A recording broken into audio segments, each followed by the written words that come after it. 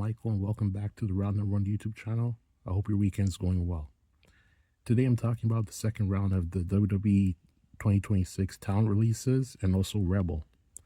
With only 4 notable releases this time, I actually feel like I can give each person the attention they deserve. Last week I listened to a couple of podcasts that tried to cover all 24 releases one by one. I respect the effort, but I'm not doing that solo. And we've got a 20-minute ceiling here. So I want to start off by talking about Rebel. You've seen her in TNA Impact Wrestling. You've seen her in AEW, especially during the pandemic era when Dynamite and Dark were taped at Daly's Place, basically the theater attached to Everbank Stadium. Her AEW run has always been strange to me. She can wrestle, but AEW never really used her as a wrestler. My memory of her is mostly as Britt Baker's on-screen assistant. Then she disappeared from TV without an explanation, even though she was still signed. So recently, Rebel, her real name is Tanea Brooks, revealed she has terminal ALS. In her announcement, she explained that the diagnostic accounts for her difficulty walking and speaking, and that her functions will continue to decline. She thanked Tony Khan and AEW for supporting her through her medical journey, calling it a blessing. She closed by thanking fans and asking for continued prayers as she prepares for what she describes as a peaceful journey and a peaceful passing. Now, this hit me hard because I've been following Darin Nakihara's ALS journey on Instagram. He passed away recently, but he documented 2 years of progression from walking and talking in 2024 to being wheelchair bound and losing his voice by May 2025. He planned to post an update in May 2026, but he didn't make it. When I saw Rebel's video, or the small part that I could handle, I recognized the signs. She's still functioning, but ALS is brutally fast, and it's clear how far it has progressed for her. She has friends across WWE, TNA, and AEW who will speak on her impact when the time comes. ALS is one of the cruelest diseases on earth. I don't wish it on anybody. Rebel, I'll be saying a prayer for you tonight. All right, so let's shift gears. I want to move on from the Rebel situation and talk about the 4 talent releases from this week, because each one deserves a proper look. This round of releases is interesting because it's not developmental names. It's not people who were never used. It's 4 talent who all had roles, histories, and in some cases legacies. And when WWE loses people like that, it tells you something about where the company is at, where the company's head is at in 2026. Let's start off with the biggest story, Kofi's release. And Kofi's release has hit a lot of people emotionally, but now that we know the backstage story, it makes a lot more sense. This wasn't WWE cutting him. This wasn't a creative has nothing for you situation. This was Kofi Kingston, an 18-year veteran, a Grand Slam champion, and a future Hall of Famer, choosing to walk away. According to multiple reports, Kofi and Woods signed multi-year agreements with WWE last year, but when TKO wanted those deals restructured under the new corporate system, Kofi and Woods didn't like the new terms, so they asked for their release and WWE granted it. People inside the company were shocked. They assumed Kofi would be a lifer, but this tells you something important. Kofi wasn't going to let TKO dictate his value. He walked away on his own terms. And now every major promotion wants him. AEW talent are already pushing for him. TNA would take him in a heartbeat. Japan would welcome him. Kofi has options, and he's earned every single one of them. Next up is Xavier Woods. Woods leaving alongside Kofi confirms this was a New Day decision, not a WWE decision.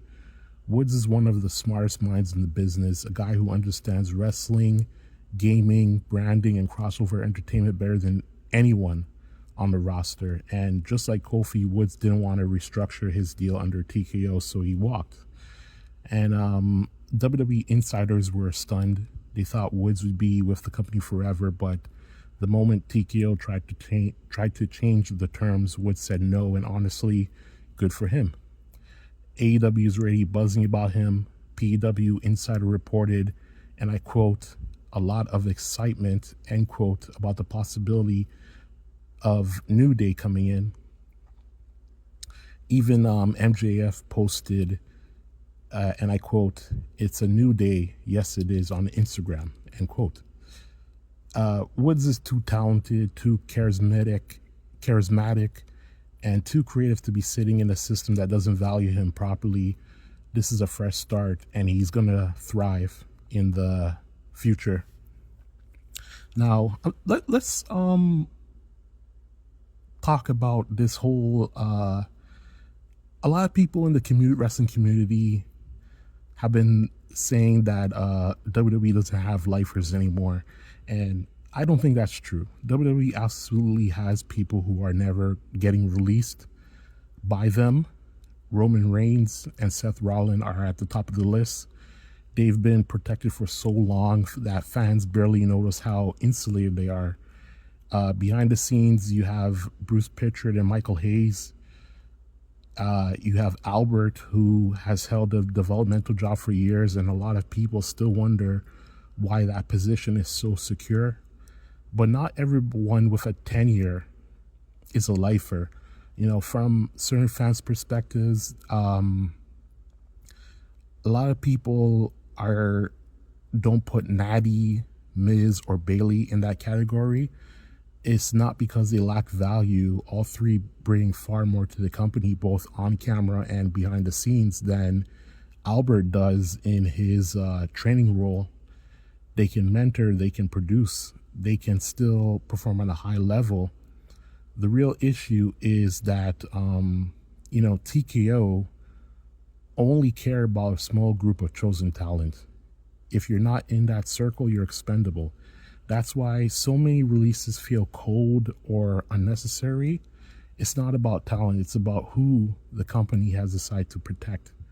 So that's the real story behind Kofi and Woods, not cuts, but two veterans refusing to take a pay cut or a pay restructure under TKO. JC Mateo. So JC Mateo is his story is a story that's never fully materialized. Like, he has the look, he has the athleticism, he has the presence, but WWE never figured out what lane to put him in. Like, he wasn't pushed, he wasn't repackaged, he wasn't, I don't think he ever cut a promo on SmackDown at all. I don't remember him cutting any promos or even talking since he's gone and signed to the WWE. You know, he's just a guy who was just there. And in 2026, just there is the kiss of death. Mateo's the type of talent who will benefit massively from leaving WWE system. He needs reps, he needs freedom, and he needs a company that will let him experiment. Probably going back to Japan would be perfect for him.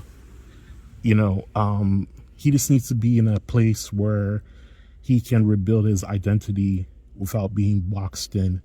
So for Jason Mateo, this release isn't the end. It is the beginning of his real career, if he sees fit. Then we have Tonga Loa. Now, Tonga Loa's release is the most predictable of the four because his WWE run never really clicked. He was brought in during a period where WWE was trying to expand the Bloodline adjacent universe, but he never really found a consistent role. So, you know, for someone with his size and pedigree, he has value outside of WWE. He's a no-name in Japan. He's a no-name on the U.S. Indies. He has history with the Bullet Club. He has history with Tonga. He has history with the New Japan tag division. So, really, WWE doesn't need him, but other companies absolutely will. So there are the 4 names. And what this round of releases tells me is simple. WWE is tightening the roster to match their creative direction. If you're not part of a storyline, if you're not on the radar, or if they don't see a clear role for you in the next 6 months, you're gone. So I'm going to bring this Saturday edition to this podcast to an end. If any other news breaks, I'll be sure to record another episode for you later tonight or even tomorrow on Sunday. So as of now, this is your weekend edition of the Round Number 1 podcast here on YouTube. This is Michael. Leave your comments down below. Hit like or subscribe. I really appreciate it, and I'll talk to you later.